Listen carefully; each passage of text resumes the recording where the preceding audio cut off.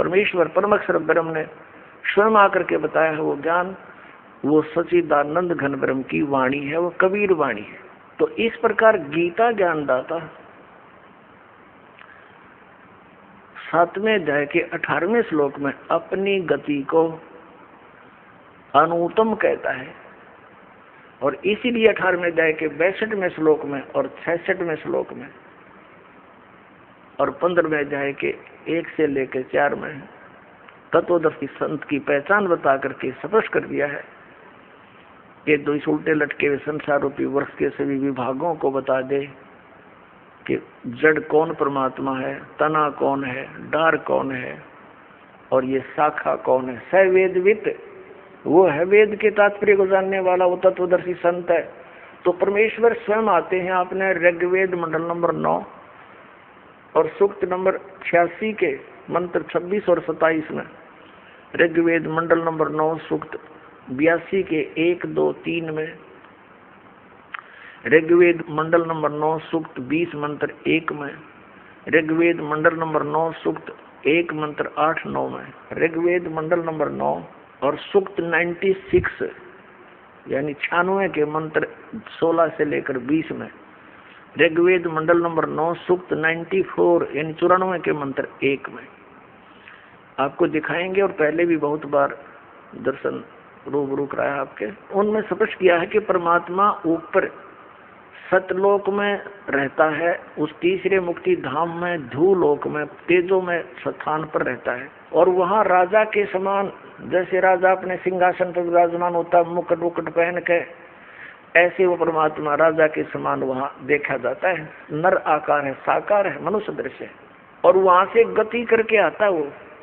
अच्छी आत्माओं को मिलता है, उनको उपदेश देता है, तत्व ज्ञान समझाता है। तो वो तत्व ज्ञान जो परमात्मा स्वयं आकर अपने मुख कमल से बोलता है,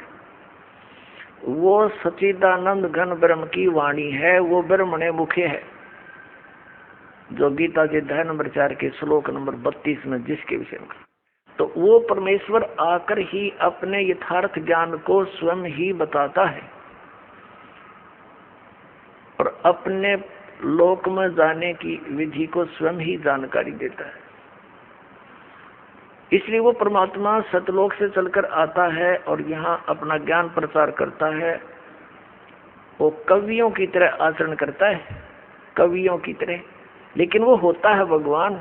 वो परमात्मा होता है। तो पुण्यात्माओं, वेदों के अंदर जो जानकारी है वो परमात्मा की है, और वेदों अनुसार जिस परमात्मा की लीला है, ही इज गॉड, वो परमात्मा है। तो श्रीमद् भगवद गीता अध्याय नंबर 18 के श्लोक नंबर 62 और 66 में, और गीता जी अध्याय नंबर 15 के श्लोक 1 से 4 में ये स्पष्ट किया है कि उस परम अक्षर ब्रह्म की सत साधना मिलने से तत्वदर्शी संत जो 3 मंत्र का जाप देगा, जिसमें एक ओम और 2 ये सांकेतिक है, तत् और सत,